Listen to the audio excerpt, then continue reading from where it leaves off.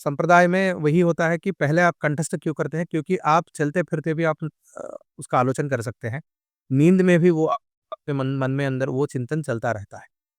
तो उन्होंने पहले उतना बड़ा जो ग्रंथ है, कामेंद्र नीतिसार पूरा जो श्लोक है, उन सभी 6-7 100 श्लोक हैं, उन सभी का उन्होंने कंठस्थीकरण किया। बाद में बैठ के उनका गहरा अध्ययन किया। बाद में इन्होंने अ, ये 2 बड़े-बड़े व्याख्यान लिखे हैं अर्थशास्त्र के ऊपर।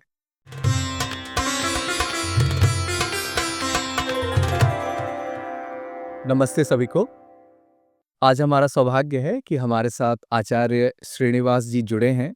जैसा कि आप नाम में देख रहे हैं डॉक्टर लगा हुआ है, तो इन्होंने पीएचडी की है न्याय दर्शन में। शास्त्रीय परंपरा से तर्कशास्त्र और न्याय दर्शन का, अद्वैत वेदांत का, संस्कृत का इन्होंने अध्ययन किया है। इन्हें कांची मठ शंकराचार्य पीठ जो है, वहाँ से इन्हें तर्क रत्नम और विद्वान मणि से विभूषित भी किया गया है। तो आपका बहुत-बहुत स्वागत है आज आचार्य जी हमारे इस पॉडकास्ट में। एमएम राजेश्वर शास्त्री द्रविड़, और जब उनके बारे में सर्च किया, जाना, तो पता चला कि मतलब ऐसे महानुभावों के बारे में चर्चा ही क्यों नहीं हुई अभी तक। मतलब इन्होंने इतना ह्यूमंगस कार्य किया, और आप भी उसके ट्रांसलेशन के प्रोजेक्ट से भी संबंधित हैं, क्योंकि वो पूरा जो कार्य है वो संस्कृत में है, और वो सिर्फ भारतीय राजधर्म की बात नहीं करता, राजनीति की बात नहीं करता, बल्कि पूर्व पक्ष भी है वेस्टर्न पॉलिटिकल थॉट का। तो ये कार्य अपने आप में एक अद्भुत है कि किसी ने पूर्व पक्ष भी किया है भारतीय दृष्टि से। तो मैं प्रारंभ करना चाहूँगा इसी विषय से। आप इनके कार्यों पर प्रकाश डालें, और इनके कुल का मोदी जी से किस प्रकार संबंध है, ये भी आप हम सभी दर्शकों को बताएँ। बहुत-बहुत स्वागत है आपका। जी। नमस्ते और धन्यवाद इस अवसर देने के लिए कि थोड़ा बहुत हमारे जो पूर्वज हैं, महानुभाव हैं, उनका स्मरण से थोड़ा शास्त्र का भी समालोचन करने के लिए ये एक प्रयास रहेगा। महामहोपाध्याय राजेश्वर शास्त्री द्रविड़ जी वो एक महानुभाव व्यक्ति है जो prior to independence and post independence लगभग मतलब 1930s टू 1960s तक, मतलब लगभग मैं बता रहा हूँ, वो रहे। और उनका योगदान शास्त्र की विश्व में बहुत उनका महत्वपूर्ण योगदान है।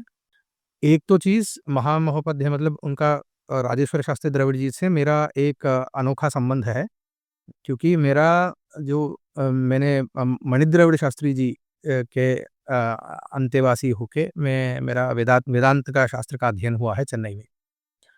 तो राजेश्वर शास्त्री द्रविड़ जी मेरे गुरुजी के मातामह हैं, माता के पिता हैं। तो वो एक संबंध है।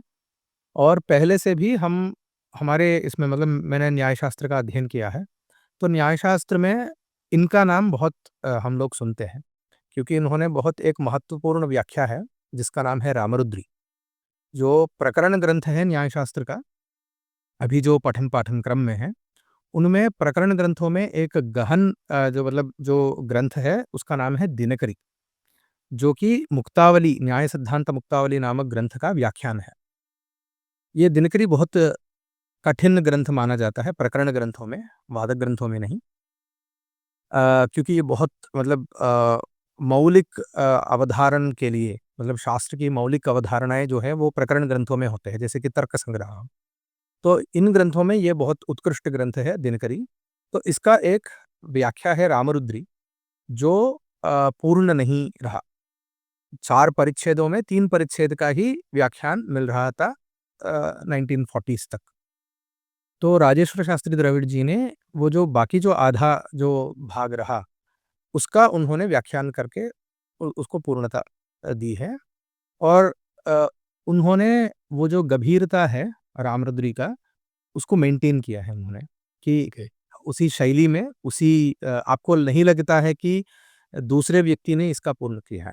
वैसा एक और बहुत सारे लघु कथाएँ हमको सुनने को मिलती रही, जब हमारी अध्ययन होती थी कि क्योंकि कहीं पर भी अभी जैसा है, हमारे गुरुजी जो गुरुजी हैं, शास्त्र पर लोक में कोई भी एक विषय के यदि निश्चय करना है, कोई एक विषय में संशय है, तो गुरुजी के पास जाते हैं और गुरुजी के मुख से यदि कोई निर्णय आता है कि वो वे बताते हैं कि यही निर्णय है, तो हम सभी उसको मानते हैं।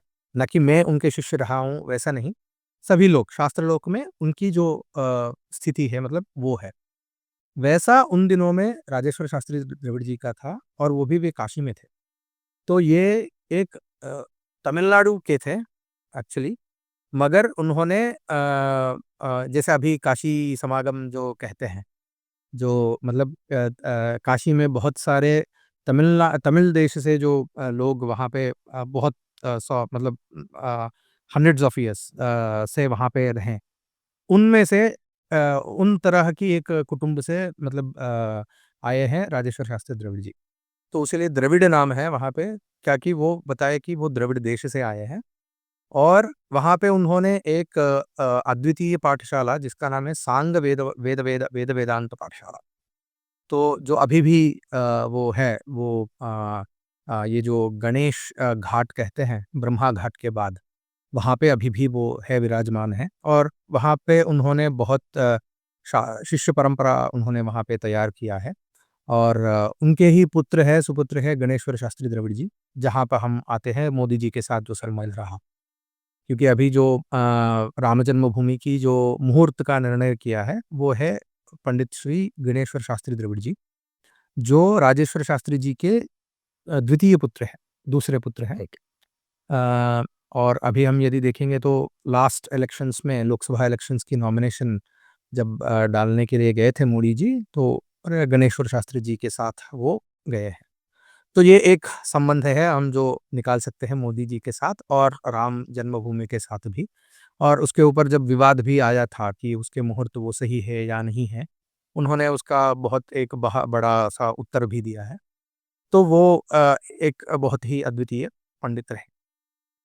तो राजेश्वर शास्त्री द्रविड़ जी जो हैं, उनका योगदान एक तो है कि न्याय शास्त्र में हो या सांख्य दर्शन, अ, इन दर्शनों में इनका महत्वपूर्ण योगदान ये है कि एक तो है रामरुद्री की व्याख्या, दूसरा है इन्होंने एक परंपरा वहाँ पर शुरू की है कि संकलन करना ग्रंथों का। जो प्रामाणिक ग्रंथों का अभी हम जो देख रहे हैं सांख्य तत्व कौमुदी, जो सांख्यकारिकाओं के ऊपर जो वाचस्पति मिश्र ने जो व्याख्या लिखी है, उसका पहला जो मुद्रण है, क्रिटिकल एडिशन वाला हम जो समझ सकते हैं, प्रामाणिक मुद्रण जो है, वो राजेश्वर शास्त्री द्रविड़ जी ने किया है। क्योंकि मैंने जब जो व्याख्याएँ अर्थशास्त्र का व्याख्याएँ मैंने देखा है, अ शैली से मुझे बहुत ही आश्चर्य लगा कि ये शैली बहुत मतलब क्योंकि अ, हम मतलब मैंने न्यायशास्त्र पढ़ा है, वेदांत पढ़ा है, तो भाष्य शैली वो जो है मतलब वो जो भाषा की जो पटुत्व रहता है शास्त्रीय पद्धति का, वो दिखाई दिया उसमें और गहराई भी बहुत है, विस्तृत भी है। So it's deep and also vast.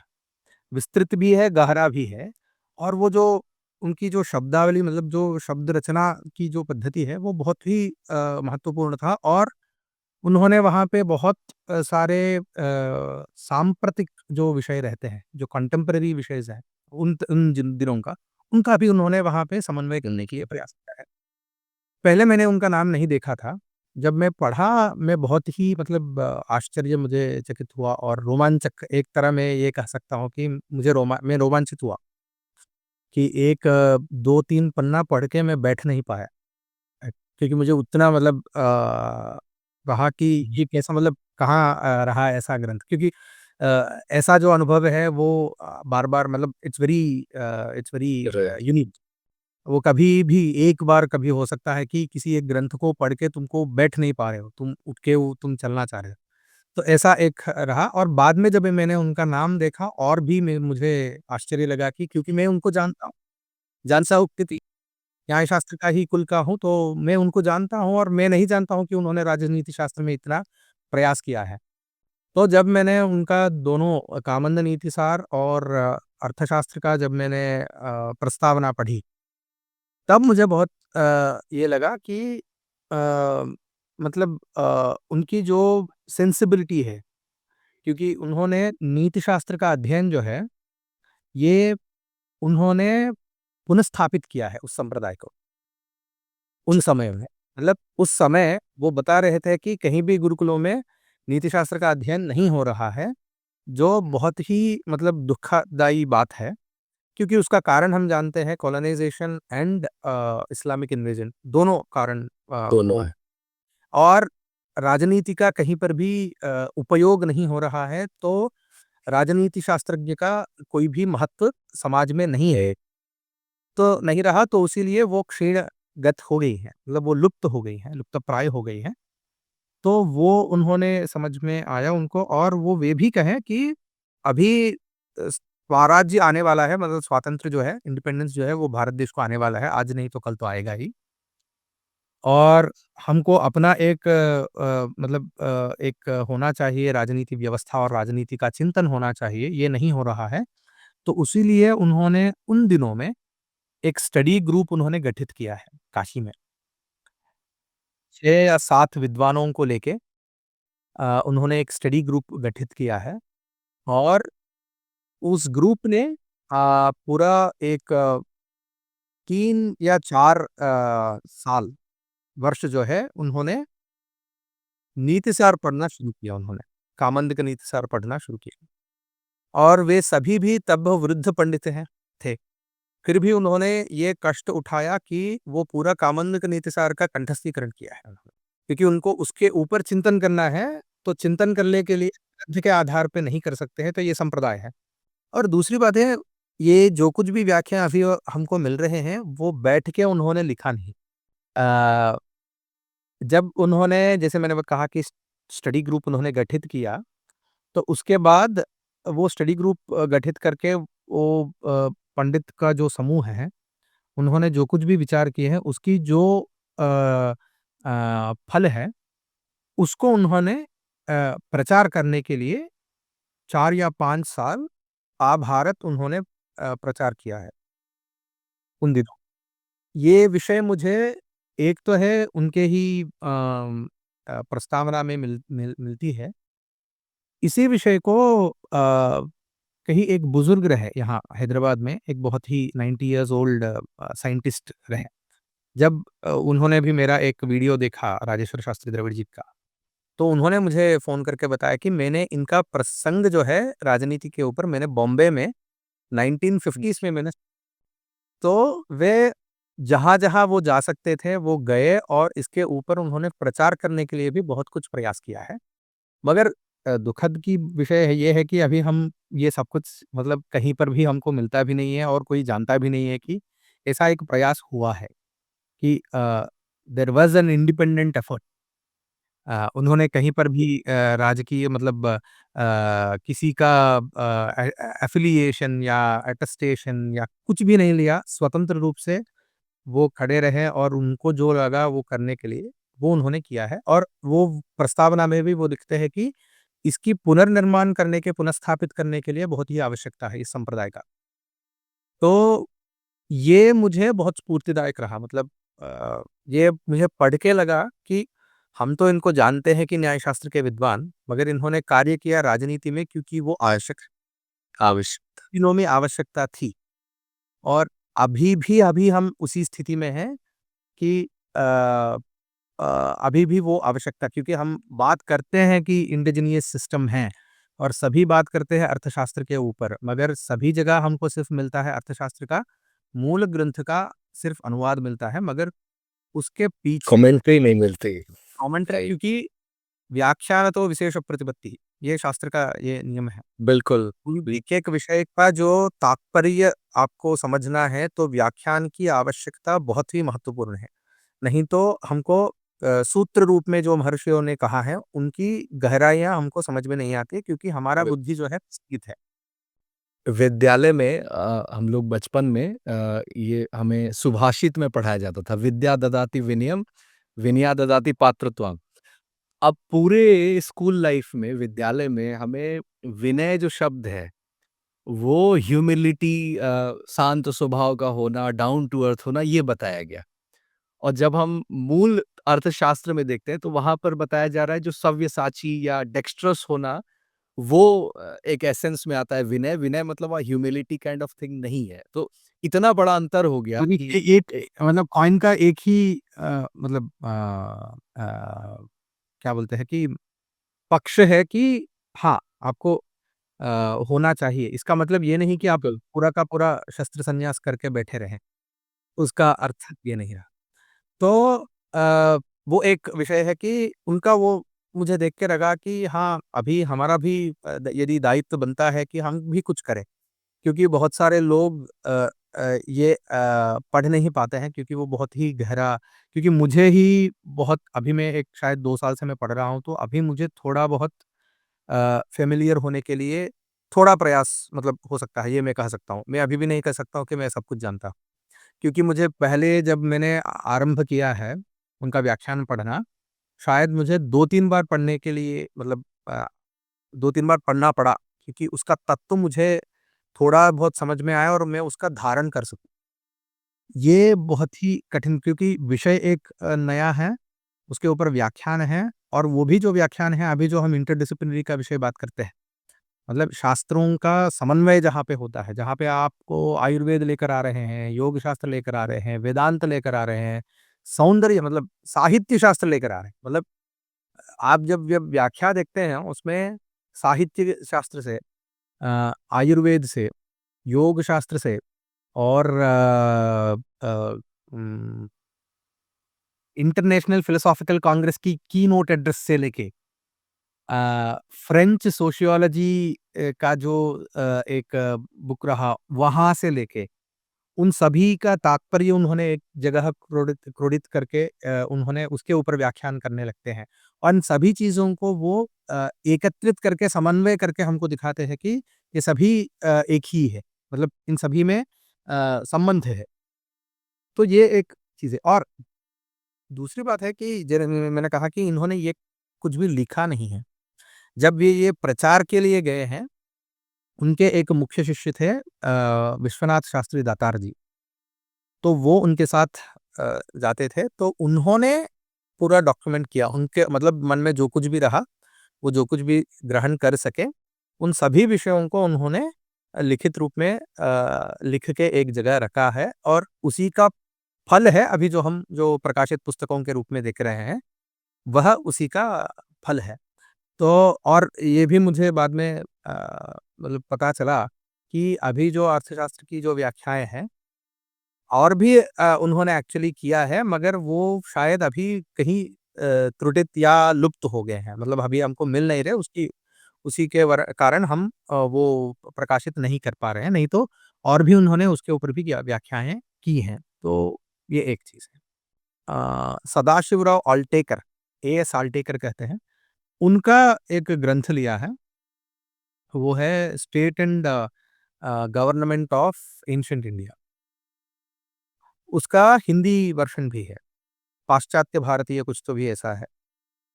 तो वो उन्होंने पढ़ा और वो पढ़ते वक़्त उनको समझ में आया कि उनमें बहुत कुछ त्रुटियाँ हैं, क्योंकि वो एक इंडोलॉजिस्ट की पर्सपेक्टिव से वो लिखे हैं। तो अल्टेकर जी जो है वो ऑब्वियसली वो वेस्टर्न ट्रेन्ड मतलब वेस्टर्न मेथोडोलॉजी से ट्रेन्ड रहे होंगे। तो उनका पूरा वैसा ही वो जो लिखने की जो कोई भी है तब जाके उन्होंने इसके ऊपर पूर्व पक्ष करना है। ऐसा उन्होंने निर्णय लिया और उसी का फल है अभी जो हम पाश्चात्य भारतीय राजनीति और समालोचनम ऐसा जो हम पुस्तक देखेंगे वह इसका फल है। तो उन्होंने अल्टेकर जी का जो ग्रंथ है वहाँ उस ग्रंथ का पूर्व पक्ष किया है। वो भी सूत्र रूप में संस्कृत में किया है और उसके ऊपर उन्होंने समालोचन अ, किया है। और इतना बारीक से उनका वो मतलब ये है पूर्व पक्ष करना कहीं-कहीं सिर्फ एक वाक्य को लेके वो उन्होंने मतलब एक वाक्य अल्टेकर जी का पूर्व पक्ष है, उसके ऊपर उन्होंने 2-3 पेजेज़ का उन्होंने समालोचन लिखा है। अभी इसी के ऊपर एक प्रोजेक्ट चल रहा है, आईकेएस डिवीज़न से फंडेड है वो और मैं उसका पर्सनल मतलब वो इन्वेस्टिगेटर हूँ, प्रिंसिपल इन्वेस्टिगेटर हूँ और मेरा एक टीम है बृहत में। तो हम लोग उसके ऊपर भी हम अभी काम कर रहे हैं। पहला तो पड़ाव है उसका ट्रांसलेशन का, बाद में उसके ऊपर थोड़ा तो मेरा अगला प्रश्न इस विषय पे होगा, जो भी एकेडेमिया हमें पढ़ाती है या एक हिस्ट्री में जो हिस्टोरिसिटी है कि देखो फ्रेंच रेवोल्यूशन हुआ या फिर उसके पहले रेनेसां हो रहा था, फिर एनलाइटनमेंट हो रहा था और एक डार्क एज से वेस्ट निकला बाहर। तो क्योंकि हम बहुत साल से गुलाम रह रहे थे तो हम भी उधर ही देखे पॉलिटिकल थ्योरी या पॉलिटी या स्टेट क्राफ्ट के लिए।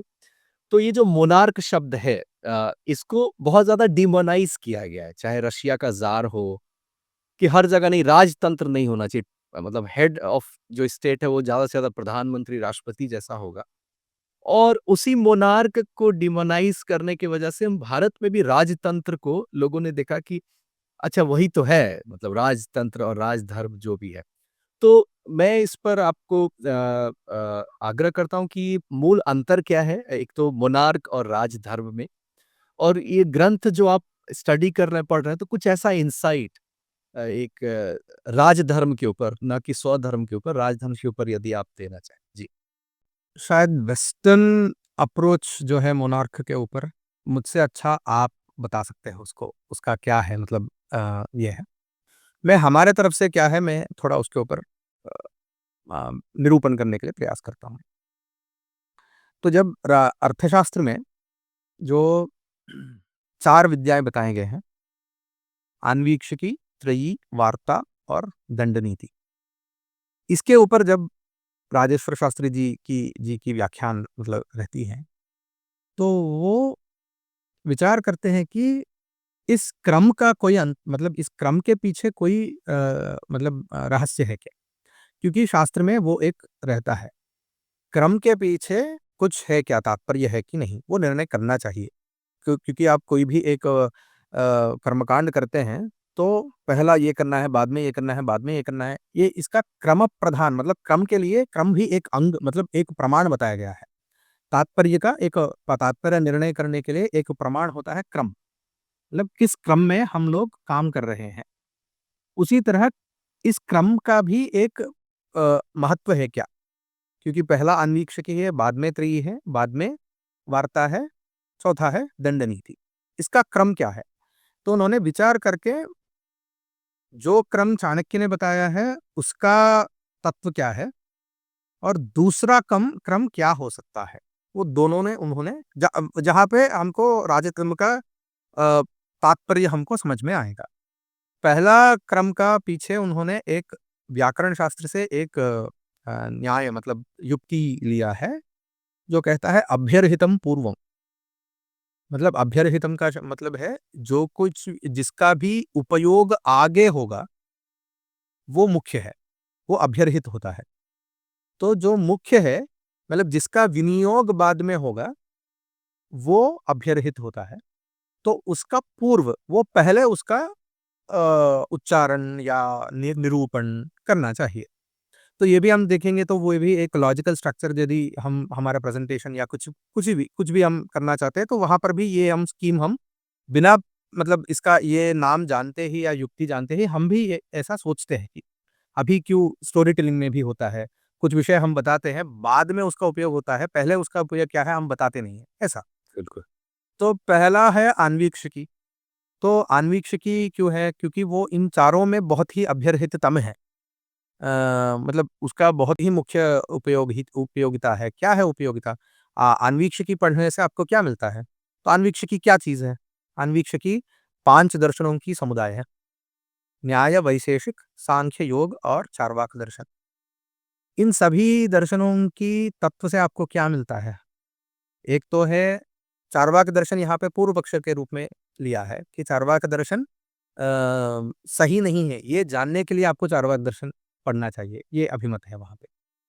तो इन सभी का प्रयोजन क्या है? एक तो है तत्व निर्णय करने के लिए जो युक्ति युक्त जो चिंतन है, उससे आपका मन संस्कृत होता है। तो वो आन्वीक्षिकी का फल है। इसका उपयोग कहाँ पर करना चाहिए? त्रयी में करना चाहिए। त्रयी का मतलब क्या है? श्रुति, स्मृति, पुराण, इतिहास। सिर्फ वेद का ही मतलब सीमित नहीं है। चाणक्य ही बताते हैं कि ये स्मृति का श्रुति त्रयी का मतलब सिर्फ वेद नहीं है, पुराण, इतिहास तक भी वहाँ पर हमको जाना चाहिए। तो हमारी जो संस्कृति की आधारभूत जो ज्ञान स्रोत है, वह है त्रयी। और ये त्रयी किस तरह की एक घनी है, ये ऋषियों की देन है। तो ऋषियों ने जो तत्व दर्शन किया है, उन्होंने उस तत्व का दर्शन उनका जो रहा, उसको यथावत उनको हमको दे दिया है उन्होंने। तो जो तत्व जो है, वो ऋषियों की जो अनुभूति है, अनुभव रूप में जो तत्व उनको अनुभव रूप में जो मिला है, वो बहुत ही गहरा गहरा है और बहुत ही कॉम्प्लेक्स है। तो उसको समझना इतना आसान नहीं है। तो उसके लिए तत्व निर्णय करना बहुत ही महत्वपूर्ण है। वो तत्व निर्णय करने के लिए जो कुछ भी युक्तियाँ हैं, जो कुछ भी जो हमको मतलब जो स्किल हमको चाहिए, वो हमको आन्वीक्षिकी से मिलती है। तो ये आन्वीक्षिकी का उपयोग त्रयी में है। तो ये त्रयी का उपयोग कहाँ पर है? त्रयी का उपयोग होता है वार्ता में, क्योंकि त्रयी के आधार पे ही हमारा जीवन चलता है और हमारा जीवन की आधारभूत है वार्ता। क्योंकि वार्ता की जो फल है, संपत्ति, उसके बिना हमारी मतलब जीवन नहीं चल पाता है। तो ये त्रयी की जो छाया है, उस छत्र छाया के अंदर वार्ता करना चाहिए। और वार्ता करने के बाद हमको जो फल मिलता है, उसका संरक्षण करना है, उसका विधिवत सदुपयोग करना चाहिए, क्योंकि उसमें भेदभाव ना हो, उसमें अंतर ना हो। तो उसके लिए दंड नीति, संरक्षण और संप्रयोग दोनों के लिए हमको दंड नीति की आवश्यकता है। तो ऐसा उस क्रम में हम यदि देखते हैं, तो दंड नीति बहुत मतलब लास्ट में आता है, मगर उसका बहुत, इसका मतलब ये नहीं कि उसका कोई महत्व नहीं है। उसका महत्व है कि वो है तो ये सभी कुछ है, क्योंकि वो रक्षण कर रहा है और वो संप्रयोग कर रहा है। उसके रहने से वो ये भी कहते हैं कि सतीर विद्या, मतलब ये दंड नीति नहीं रही तो बाकी विद्याएं नहीं रह सकती। उनकी जो स्थिति है, वो दंड नीति के आधार पे है। तो ये एक क्रम हम यदि देखते हैं, तो वहां से हमको महत्व मिलता है कि आइडिया ऑफ राजधर्मा क्या है? ये दंड नीति से आप बाकी 3 जो विषय हैं, उनको आप संरक्षण करते हैं, तो उसका सहज रूप से फल होता है कि लोक में जो है, मतलब जो संसार में जो है, वो वहाँ पे जो मतलब जो सौमनस्य और मैत्री और जो समृद्धि और अभ्युदय या निःश्रेयस हो, वो सब कुछ आपको नैसर्गिक फल होता है। उसके लिए आपको बहुत कुछ प्रयास करने की कोई आवश्यकता नहीं रहेगी। ये एक रीति है समझने के लिए।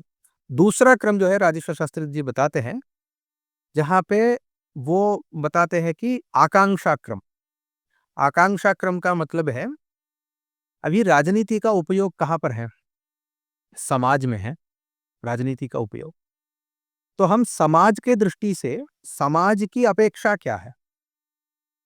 वो हम यदि मतलब उसके ऊपर हम थोड़ा विचार करते हैं, तो समाज की अस्तित्व जो है, वो किसके आधार पे है? समाज की जो अस्तित्व है, वो संपत्ति के आधार पे है। क्योंकि संपत्ति के बिना हमारा दैनंदिन जीवित ही कठिन है, जीवन ही कठिन है।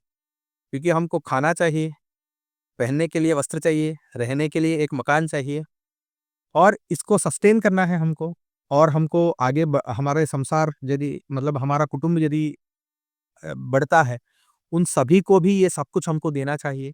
तो इसके लिए हमको ऐसी व्यवस्था होनी चाहिए जहाँ पे सुस्थिर हो ये सब कुछ। तो संपत्ति जो है वो आधार है समाज के लिए। तो संपत्ति कहाँ से आता है? वार्ता से आता है। तो पहली जो मूल जो है समाज का है, वो है वार्ता। जब वार्ता अच्छी तरह होती है तो संपत्ति अपने आप आ जाती है। जब संपत्ति आती है तो संपत्ति का ये स्वभाव है कि वो आपको कलुषित करेगा। तो और दूसरी बात, तब आपको भय आने लगता है। उसकी संरक्षण करना चाहिए, नहीं नहीं तो कोई और आगे आपको छीन के जा सकता है। आपकी जो श्रम है उसका फल जो है वो निष्फल हो जाएगा। उसका प्रयोजन नहीं मतलब मिल सकता है। तो उसके लिए आपको क्या चाहिए? आपको रक्षण चाहिए। तो वो रक्षण देता है दंड नीति। तो पहले ब्रिक हुआ, फाउंडेशन हुआ वार्ता, उसके ऊपर एज़ अ प्रोटेक्टिव लेयर आया है अभी दंड नीति। अभी ये बहुत ट्रिकी हो जाएगा क्योंकि अभी जो दंड नीति का है, वो जो दंड नीति का धारण करता है, दंड का धारण करता है, उसके अधीन में अभी संपत्ति है। यद्यपि वो संपत्ति का निर्माण वो नहीं करता है, मगर उसके अधीन में संपत्ति है, क्योंकि वो उसका रक्षक बना है। ये अधिकार और ये संपत्ति है, ये बहुत ही मतलब it's a very dangerous cocktail. वो कलुषित करेगा ही जन को। तो उसके लिए क्या है? उसके ऊपर आता है त्रयी। त्रयी वापस। त्रयी। त्रयी जो है, ये धर्म की प्रतीक है। बृहदारण्यकोपनिषद में भी हमको ये चारों वर्णों का उत्पत्ति होने के बाद देवताओं के ऊपर, उसके आग और बाद वहां पर भी बताते हैं कि उस क्रम में क्षत्रिय अंत में आता है, ब्राह्मण और क्षत्रिय अंत में आते हैं, और क्षत्रिय के उत्पत्ति के बाद भी वो जो है, वो जो स्ट्रक्चर है, वो खड़ा हो नहीं पाता है। तो उसलिए उसके बाद धर्म का उत्पत्ति होता है, और धर्म के ऊपर कुछ और नहीं है। ऐसा एक वाक्य के वहां पर हमको धर्म मतलब बृहदारण्यकोपनिषद में मिलता है। वैसा अभी जो है, ये जो दंड नीति है, ये भी अकाउंटेबल है। यदि दंड नीति के ऊपर कोई अकाउंटेबिलिटी नहीं होता है, तब वो बहुत ही मतलब हानिकारक होता है। जब किसके छत्र छाया के अंदर दंड नीति और वार्ता होना चाहिए, वो त्रयी के छत्र छाया के अंदर होना चाहिए। तो उसलिए त्रयी, और त्रयी को समझने के लिए हमको समझने के लिए ये अन्वीक्षिकी चाहिए ही चाहिए। तो ये क्रम जो है, ये राजेश्वर शास्त्री जी ने बताया है उनके व्याख्यान में वैदिक सिद्धांत संरक्षण में। तो इसको और आगे भी मतलब इंट्रोडक्शन में भी वो बताते हैं कि अ, ये धर्म के आधार पे ही राजन मतलब हमारा ये जो आइडिया ऑफ किंगशिप जो है, राज का उद्भव ही कैसा हुआ है, वो कौटिल्य ने भी बताते हैं। ये कामसूत्र में भी हमको मिलता है कि पहले एक एक मतलब समय में ऐसा रहा, न राजा नैव राज्यम, कोई राजा या रागता हाँ, अराजकता बहुत ही पॉजिटिव रूप से था, क्योंकि कोई रेगुलेशन की आवश्यकता ही नहीं थी, क्योंकि सभी स्वधर्म में निहित रहे और सभी स्वधर्म में खुशी रहे, कोई भी धर्म का अतिक्रमण नहीं कर रहा था, तो कोई प्रॉब्लम ही नहीं रहा। नस्ते नमेस्ते योस्ते जनपदे न चौर्यम न चापहार्यम। तो ऐसा रहा। तो बाद में क्या हो गया, ये जो संपत्ति और सुख लालच मतलब सुख जो है, वो कलुषित करने लगा मन को, और वहां से कुटिलताएं, और वहां से एक क्रूर बुद्धि, वहां से जो है धर्म की अतिक्रांतता, ये सब कुछ आए हैं। तब प्रजाओं ने ही मनु के पास जाके बताया कि हमको एक राजा दो, जो हमारे ऊपर जो शासन करके हमको हमारे स्वधर्माचरण करने के लिए हमको प्रतिबद्ध करे, ऐसी एक एंटिटी को हमको दो। तब मनु ने राजा एक पद को उन्होंने सृजन किया है, और बताया कि क्षत्रिय को एक राजा बनने के लिए वहां पे नियुक्ति किया है, और वहां पे बताया कि इसका धर्म क्या है। इसका धर्म है पालन करना। तो वो अपना काम कर रहा है, इसके लिए हम उनको ये जो टैक्स जो है, टैक्स है। वो हम उनको देते हैं। कर जो है, वो हम उनको जो ड्यूटी वो संभाल रहे हैं, उसके लिए हम वो उनको समर्पित करेंगे। ऐसा एक एमर्ज हुआ है द कॉन्सेप्ट ऑफ किंग। तो अब यदि हम मोनार्की को हम देखेंगे, तो इसका मूल का जो है जो भाव है, यहाँ से आया है। और उसी लिए अब यदि हम देखेंगे, कामंदक नीतिसार का जो पहला श्लोक है, मतलब नॉर्मली हमको कोई भी शास्त्र ग्रंथ का जब हम मंगलाचरण देखते हैं, तो देवताओं का या गुरुओं का वहां पे नमन करते हैं। मगर कामंदक नीतिसार में यस्य प्रभावाद भुवनम शाश्वते पथि तिष्ठति देवो स जयति श्रीमान दंडधारो महीपति। तो कामंदक ने राजा को नमन करते हुए उन्होंने आरंभ किया है। राजा कोई एक व्यक्ति नहीं है। राजा जो संस्था है, जो मोनार्की जो हम बताते हैं, किंगशिप जो हम कहते हैं, उसको मैं नमन करता हूँ, क्योंकि यस्य प्रभावाद भुवनम शाश्वते पथि तिष्ठति। जिनके प्रभाव से ये पूरा जो लोक है, ये अपने आप वो स्वस्थ रूप से वो चलता है, उसको मैं नमन कर देवो जयति श्रीमान। वो देव है, साक्षात देव है। और हमारी जो अवधारणा है कि राजा जो है वो देव समान है, वो यहाँ से भी आता है कि विष्णु पुराण या कहीं और पुराणों में भी हमको बताया जाता है कि कोई यदि राजा होना चाहिए, तो उसके अंदर सभी मतलब देवताओं का अंश वहाँ पे होना चाहिए और विष्णु का अंश स्थिर रूप से होना चाहिए। विष्णु रूप होता है जो राजा, तो वहाँ से आता है। तो वो एक दायित्व के साथ, it comes with a responsibility. वो कोई एक अपने आप आया हुआ एक चीज़ नहीं है। तो ये आइडिया ऑफ जो किंगशिप है, तो ये धर्म के अंदर है। तो इसीलिए अभी यदि हम अ, स पट्टाभिषेक जो स्वराज्य पट्टाभिषेक मतलब किसी कोई एक राजा को राजा बनाते हैं तो उसका पट्टाभिषेक करते हैं। तो उस समय ये जो अभी सेंगोल जो है, वैसा एक होता है। वहाँ से वो लेके राजगुरु राजा के किरीट के ऊपर 3 बार बताता है और राजा ब को भी कहना चाहिए अ नाहं धर्मदंड्योऽस्मि। राजा को कहना चाहिए और राजगुरु को कहना है, एक बार वो किरीट के ऊपर वो सिंगोल लगा के बताना चाहिए धर्मदंड्योऽसि। वो कहता है 3 बार कि मैं किसी के मतलब दंड्य नहीं हूँ और राजगुरु को कहना चाहिए कि नहीं, तुम धर्म से दंड्य हो। तो तुम धर्म का भी अधीन में हो, तुम धर्म के अधीन में रहते हुए, धर्म जिस मार्ग में समाज को पालन करने के लिए कहा है, उसके अंदर सीमित होके तुमको पालन करना चाहिए। तो हमारा जो कुछ भी ये जो विचार है, राजा के संबंधित जो कोई भी विचार है, तात्विक विचार। ये मैं ये नहीं कह सकता हूँ कि अभी अब देखिए हिस्टोरिकली हम यहाँ पर ये हुआ है, यहाँ पर ये हुआ है, हमको लगता है यहाँ पर अरिषड वर्ग है। वो मानव प्रकृति है। हम वो मानव प्रकृति के ऊपर जो हम हमको संस्कृत करने का जो विधि है, वही है शास्त्र। नहीं तो हमारा प्रकृति है कि हम अरिषड वर्ग से बाधित हैं। हम हमारा प्रकृति ही है कि हम इंद्रिय के वश में हैं, हमारे वश में इंद्रिय नहीं रहते हैं। मगर हमारे आइडियल रहता है कि हम इंद्रिय वश ना हो, क्योंकि हमको सर्व करना चाहिए धर्म को। तो ये जो धर्म के अधीन में धर्म करना, धर्म के लिए काम करना ही राजा का एक काम रहा। ये विचारधारा जो है वो मूलभूत धारा मतलब विचार है मतलब हमारे संस्कृति में। आप जो वेस्टर्न मोनार्की की बात कर रहे थे, तो 2-3 एग्ज़ाम्पल है जो मुझे ध्यान में आता है।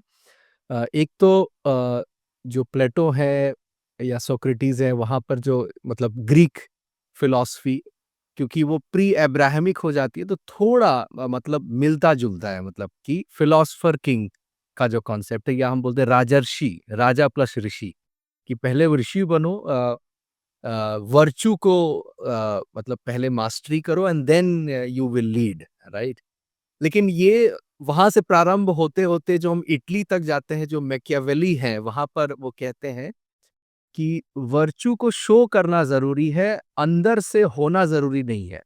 अ, बी प्रैक्टिकल बी प्रैग्मैटिक क्योंकि भय जो है वो राइट मतलब वो एक तरफ से ट्रांसफ़र हो सकता है।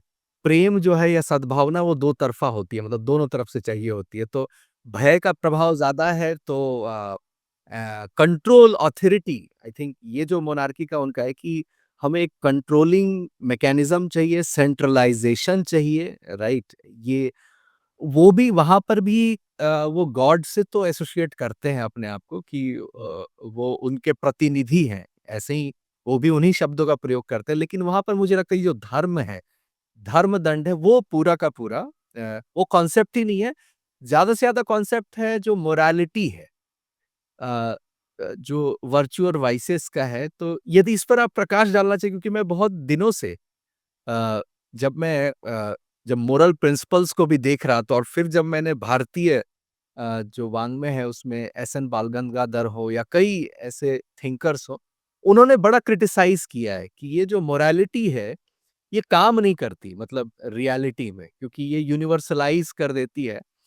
तो वो थ्योरी तो बहुत अच्छी-अच्छी गढ़ा है, उन्होंने भी गढ़ा है राइट कि फिलॉसफर किंग होना चाहिए, वर्च्यू से भरा होना चाहिए और बाद में हुआ कि वर्च्यू तुम्हें शो करना है कम से कम, इमेज मेंटेन करो।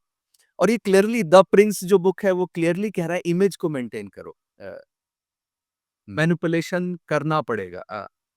तो अब देखिए भारत में भी मतलब अब विचारधारा शास्त्र में और भारतीय जो वाङ्मय वो कह रहा है वो तो एक बात है। लेकिन भारत में भी देखिए आम जनमानस क्या कहता है, अच्छा वो राजनीति में है, ये तो मतलब पॉलिटिक्स इज़ ये सीधे लोगों की जगह नहीं है, राइट? एक एक ये भी अवधारणा है कि आपको हुक एंड क्रूक समहाउ आपको पैसे का खेल मतलब टेक्निकली जो वर्ड्स का यूज़ करते हैं कि ये हमाम है, इसमें नंगा होना पड़ता है, आपको इन्वॉल्व होना पड़ता है, ऐसे टर्म्स यूज़ करते हैं और अच्छे लोग दूर रहते हैं, ऐसा भी देखा गया है। तो इस बार आ रही जो है, अभी जो इमेज है पॉलिटिक्स के ऊपर, इसका कारण शायद जो हमने जो व्यवस्था खड़ी रखी है स्वातंत्र के बाद में, जी, जो डेमोक्रेसी है, जो द वोट बेस्ड पॉलिटिक्स है, may be not even democracy पता नहीं मगर वोट बेस्ड पॉलिटिक्स जो कुछ भी है, वह वहाँ पे शायद क्योंकि हमने वर्च्यू बेस्ड पॉलिटिक्स हमने कभी भी वो राइट, कभी राइट, मतलब बहुत बहुत दिनों पहले हमने उसको छोड़ दिया है। छोड़ दें। क्योंकि शायद पोस्ट इंडिपेंडेंस 10-15 साल तक हमको शायद पार्लियामेंट्री रिकॉर्ड्स में मिल सकता है, कहाँ पर भी कहीं पर भी एक अपोज़िशन ने पावर में जो रहा है पार्टी उसको मतलब शाबाशी करना मतलब कि आपने अच्छा काम किया है। मतलब अभी ऐसा हो गया कि अपोज़िशन में बैठा हो और पावर में जो है, सत्ता में जो है उन्होंने कुछ अच्छा काम किया है, उसको यदि आपने अच्छा काम किया है, ऐसा कहना भी एक गलत बात हो गई और इनका भी वैसा ही रहा कि मतलब पॉज़िटिव क्रिटिसिज़्म की नाम की कोई चीज़ ही नहीं है एंड वर्च्यू बेस्ड पॉलिटिक्स तो हमारे पास है नहीं क्योंकि अभी बहुत कुछ ये हो गया है। तो अभी जो हमारा आइडिया पॉलिटिक्स का है शायद वो रेफरेंस नहीं हो सकता है पहली मतलब इसमें राइट, पिछली मतलब हमारे जो एक्चुअल आइडिया ऑफ पॉलिटिक्स रहा एंड दूसरा चीज़ भी है कि शास्त्र में ही कहा है कि ये जो ह्रास दर्शन है, जो ह्रास जो होता है, वो उदयनाचार्य जी ने वहाँ पे कहा कि ह्रास दर्शन तो ह्रास संप्रदायस्य मीयता। मतलब संप्रदाय का ह्रास का जो दर्शन है, वो तो होता ही रहता है। मगर हमको प्रयास करना चाहिए कि कहीं न कहीं एक जो मतलब जो जो वो जो प्यूरिटी जो है, उसको थोड़ा कहीं पर भी हमको जीवित रखने की आवश्यकता है क्योंकि ये कभी न कभी उड़ के बाहर सिर्फ़ फिर से आएगा। क्योंकि बिल्कुल। जब समाज की पतन हो जाएगी, इस अंत में जब पतन हो जाएगी जहाँ पे आम नागरिक जीने के लिए वो बहुत कुछ मतलब बहुत कठिनाई जब पाता है, वो जब बाहर आता है, मतलब अ, अर्थशास्त्र का पढ़ाई क्यों करना चाहिए? किसको करना चाहिए? अधिकारी कौन है? क्योंकि अनुबंध चतुष्टय सभी शास्त्र ग्रंथों में होता है। है। तो अर्थशास्त्र का अधिकारी कौन है? इसका निरूपण करते हुए वे कहते हैं राजेश्वर शास्त्री जी कि इसका अध्ययन सभी को करना चाहिए। ये यद्यपि लगता है ये राजनीति है तो राजाओं को या राजकार्य में जो है वो उसको शायद करना चाहिए मगर ऐसा नहीं है। क्योंकि नेतृत्व जो है वो नेतृत्व करने की जो क्षमता जो है, वो अतिदेश न्याय से व्यक्ति से लेके समाज तक सही च सभी जगह होता है। अतिदेश न्याय का मतलब होता है कि एक जगह सिद्धांत जो होता है या एक प्रक्रिया जो होती है, उसको यदि आप रिप्लिकेट कर सकते हो अलग-अलग जगहों में, तो उसको अतिदेश कहते हैं। मतलब दूसरी जगह फिर से बताने की कोई आवश्यकता नहीं है, आप वहाँ से ले लेते हैं, इसको अतिदेश कहते हैं। तो यहाँ जो प्रिंसिपल्स बताए गए हैं, एक नेतृत्व का जो प्रिंसिपल्स बताए हैं, वो आत्म से मतलब तुम भी तुम्हारे नेता हो, राइट? राइट, वो वहाँ से लेके एक पूरा देश का नेता बनना, ये समान है। तुम अपने आप का नेता हो, बाद में अपने परिवार का नेता हो, बाद में अपने मोहल्ले का नेता हो, बाद में ऐसा अब यदि हम देखेंगे तो उसका स्तर बढ़ते-बढ़ते आप समाज का नेता तक वहाँ पर उसका रहता है। तो इसीलिए अर्थशास्त्र सभी को पढ़ना चाहिए, एक कारण वो बताया। दूसरा उन्होंने बताया कि जब पूरा का पूरा व्यवस्था है राजरी मतलब जो ये जो व्यवस्था है, ये यदि कुटिल हो जाती है, तो तब दायित्व प्रजा के ऊपर है कि वो उसको सुस्थापित करे। कोई ऊपर से आके भगवान आके यहाँ पे सुस्थापित नहीं करेगा। प्रजा को ही फिर से कोई अच्छे बंदे को ढूँढ के, उसको फिर से बिठा के व्यवस्था सुव्यवस्थित करने की दायित्व प्रजा के ऊपर भी है। तो यदि प्रजा नहीं पढ़ेगी, तो कैसा सुव्यवस्थित कर सकती है?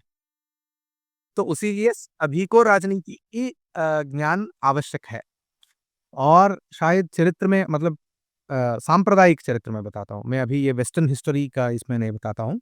जो कथा मतलब जो ये बताते हैं विक्रमाब्दी जो है, अभी जो हम विक्रमाब्दी भी हम उसका भी परिगणन करते हैं। तो ये विक्रमाब्दी क्यों है? क्यों विक्रमाब्दी को मतलब लिया है? कुछ और राजा का क्यों नहीं लिया है और विक्रम का है विक्रम शक का स्थापन क्यों करना चाहिए? तो इसका एक विवरण हमको कोटा वेंकटाचलम जी जो एक भारतीय साहित्य मतलब इतिहासकार हैं, वो कहते हैं कि उस समय ऐसा स्थिति आ गई थी कि पूरा का पूरा व्यवस्था नाश हो गया था और कोई भी सुक्षत्रिय नहीं था पालन करने के लिए। तो प्रजाओं ने एक ब्राह्मण व्यक्ति को चुना कि ये बंदा अभी हमको पालन करेगा और वो है विक्रम। तो उनको बिठाया और उनका उनका सिंहासना मतलब उसका पट्टाभिषेक किया और बताया कि यहाँ से लेके और एक मोड़ लेने वाला मतलब ये संस्कृति जो है, नया मोड़ लेके आगे बढ़ने वाली है, तो इसको हम याद रखेंगे, तो इसलिए विक्रम शक है। तो ये कोटा वेंकटाचलम जी बताते हैं। तो यदि हम सांप्रदायिक रूप से यदि इतिहास को भी देखते हैं, ऐसा कहीं जगह हमको मिलता है। शिवाजी कौन है? शिवाजी राजा कौन और विजयनगर साम्राज्य क्या है? विद्यारण्य स्वामी क्या किया है उन्होंने? विद्यारण्य स्वामी ने हरिहर बुक्कराय कौन है? वो धर्मांतरण किए गए हैं, उनको फिर से धर्म में लेकर आए हैं और उन्होंने वहाँ से उन्होंने क्या किया? उन्होंने कहा कि उन्होंने बैठ के इस्लाम के ऊपर शत्रुबोध या मतलब मैं आपके ऊपर विवाद करके मैं आपका जीत पा लूँगा, जैसे आदि शंकराचार्य जी ने बौद्धों के ऊपर किया है, वैसा मैं करूँगा, ऐसा उन्होंने सोचा नहीं है। क्यों नहीं सोचा? क्योंकि उनका प्रवृत्ति वैसा ही नहीं है। वो आए नहीं आपको बैठ के आपके साथ विचार करके, आपको हरा के आपको धर्मांतर करने के लिए वो वहाँ पे बैठे नहीं हैं। वो आए हैं चाकू लेके और आए हैं आपको नाश करने के लिए। तो इसका प्रतिक्रिया क्या हो सकता है? विद्यारण्य स्वामी ने कहा कि मैं भी अभी हइंदव राज्य का स्थापन करता हूँ। तो अ, हरिहर के साथ में बुक्कराय के साथ में जो विजयनगर साम्राज्य की स्थापना जो है, वो क्या है? फिर से धर्म स्थापना करने के लिए ही प्रयास किया गया है। बिल्कुल। तो आज आज की चर्चा में बहुत आनंद आया आचार्य जी आपके साथ जुड़ के। आशा करते हैं कि दोबारा कभी समय मिले तो फिर हमारे साथ जुड़िए और राजधर्म पे, राजनीति पे, धर्मशास्त्र पे इसी चर्चा को जारी रखा जाए। तो बहुत-बहुत धन्यवाद आज हमारे साथ जुड़ने के। बहुत-बहुत धन्य